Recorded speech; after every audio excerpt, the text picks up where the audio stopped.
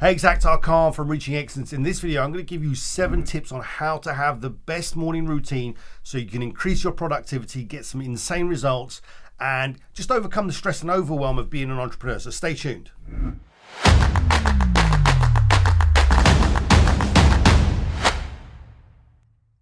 Okay guys, so in this video, I want to give you 7 tips. I want to give you my morning routine, what I do on a daily basis that allows me to have insane productivity and actually get the most done throughout my day, okay? So look, this is something that I do. This is something I've been doing for some time now. This is something that I teach my mentees and my students to do.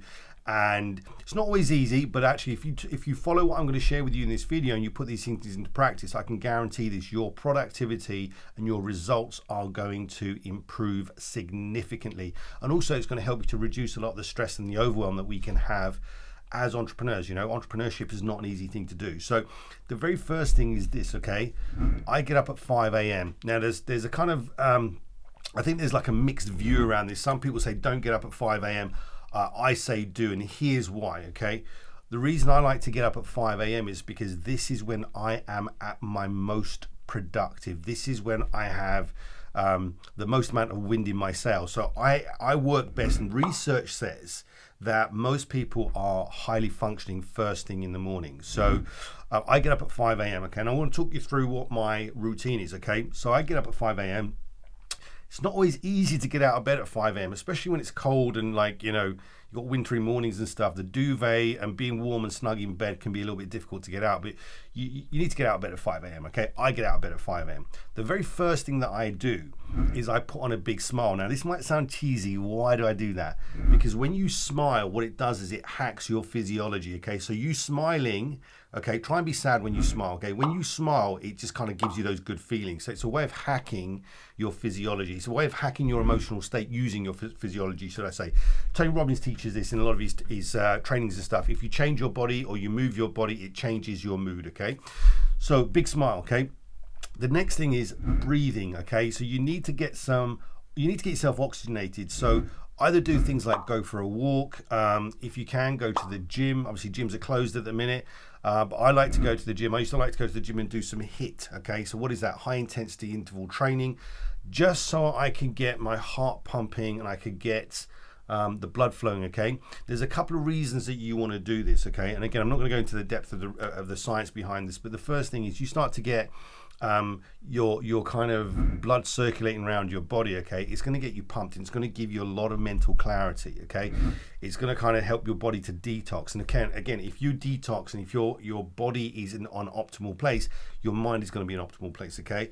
So if you can't get into the gym, go for a brisk walk. Go for a jog, get on a bike, okay? And you don't need to do much, 15 minutes is enough, okay? So that's the first thing that you want to do. In essence, you're trying to oxygenate yourself, okay? And this is going to give you a ton of energy, a ton of mental focus, and a ton of clarity, okay? The next thing I'm going to suggest that you do, and I do this, and it's not easy, okay? Cold showers. Now, you don't need to do this for long, okay? Jump in the shower, 3 20-second blasts, okay, of a cold shower. Why do you want to have a cold shower? Well, there's tons of health benefits. You can go off and Google it and research it. It reduces inflammation. It's good for the cells, but it's going to wake you up, okay? It's really going to give you that mental clarity, and it's going to energize you, okay? Not always pleasant, but it's really, really good. Also, it can help with fat loss and things like that as well. So there's loads of benefits in doing that, okay? The next thing to do is to make your bed, okay? This is something that people are taught in the military. You make your bed, you feel like you've achieved something first thing in the morning. And of course, the second thing is when you come back home at night, you know, your bed is all ready, it's all nicely made up, you can get into a nice bed, okay? Here's what I do next, okay? I get dressed in clothes that I prepared the night before. And here's a reason why I do this. This might sound a little bit silly or a little bit anal, okay? There is a concept called decision fatigue. And what does that mean? It means your brain, okay, pound for pound uses more energy than muscle. So let's say you used to take a pound of brain matter in weight and a pound of, let's say, muscle tissue from your leg. Your brain consumes so much more energy. So every time you think, every time you make a decision, it consumes energy. There's been research that's been done on judges, okay? So when people went up for parole hearings, if they were seen first by the judge, they had a higher probability of getting parole. And as the day went through, okay, as the day went, throughout the day, what happened was those numbers dropped because the judges got decision fatigue. What that meant was that they're reading through cases, they're trying to understand the situation, their brain is thinking, consuming loads and loads of energy, and they get to a point where they become mentally tired and they're unable to make a decision. So to be cautious, they'll just say no to parole. What they then saw was that the judges would go off and have a break, and they come back after lunch. Those people up for their parole hearings just after lunch had a higher probability of yes, and then later on in the day it was more like a no. So we as human beings suffer from what's called decision fatigue. So the less things you need to think about, the more energy that you've got to focus on the tasks that are going to give you the best return. Now, I teach this to my students, okay? There's 3 types of tasks. You have £10 tasks, £100 tasks, and £1,000 tasks. So what are £10 tasks? £10 tasks are things that you could get someone to do for you for £10 an hour. Admin, cleaner, someone doing your meal prep for you, those kinds of things. £100 tasks, these are things that you get your builder to do or tradesman to do, etc., etc. These are going to cost you the hundreds. £1,000 tasks are the things that you need to be focusing on. So what are £1,000 tasks? Going out and finding that next property deal. Getting a joint venture partner on board, getting an investor to come in with you, things that are going to make you £1,000. So you need to be focusing your energy and your attention on things that are going to give you £1,000 tasks. Okay, there's no point doing the admin thing. So I think, personally, from my own experience, you can get bogged down and get decision fatigue because you're wasting your time and energy on these £10 tasks. Outsource them, get rid of them. Now, initially when you start out, if you're just starting out in property and business, you might have to do those things at first, but you'll get to a point where you realize it's a false economy. Outsource all that stuff. So coming back to it, okay, I don't want to think about what I'm putting on in the morning. Do I need to go and iron a shirt or whatever? I want to make sure that I've got something ready the night before. I just put it on, I know exactly what I'm doing, and then I can go out and focus on my day and get the things I need to get done, okay? The next thing I do, and this is what helps me to set myself up for the day, is I review my goals for the day. I set my intention for the day. So I look and go, okay, how much time do I have? And again, I would have planned this the night before. I have an idea the night before of what I want to do today. So like today, it's very early in the morning. I think it's about 6 a.m. now, or just after 6. My intention was to shoot this video, so my day is structured. So before I came into the studio, I sat down and reviewed my goals for the day. What is it that I want to achieve for the day? That means I have a focus, and my focus is laser light, because I'm not going to get blown off or distracted by other things or other people or other things that are going to compete for my time and attention. So I review my goals. Next thing that I do is I like to meditate. Now, there's probably over 1,500 studies and research papers that will tell you the power of meditation. And over the last few years, meditation has become really more well known in the kind of sort of business and entrepreneurial space. Okay, before it used to be a little bit woo-woo. I used to think it was woo-woo. I used to think you had to sit there like that with yoga pants on and try and get to some kind of place of bliss. What does meditation actually do? Well, meditation actually quietens the mind, and it gets you into the flow state. So it doesn't have to be complicated. You're not trying to achieve through meditation like this place of bliss, okay, and no thoughts. What you're trying to do, and what you do is actually sit down and observe your thoughts, okay?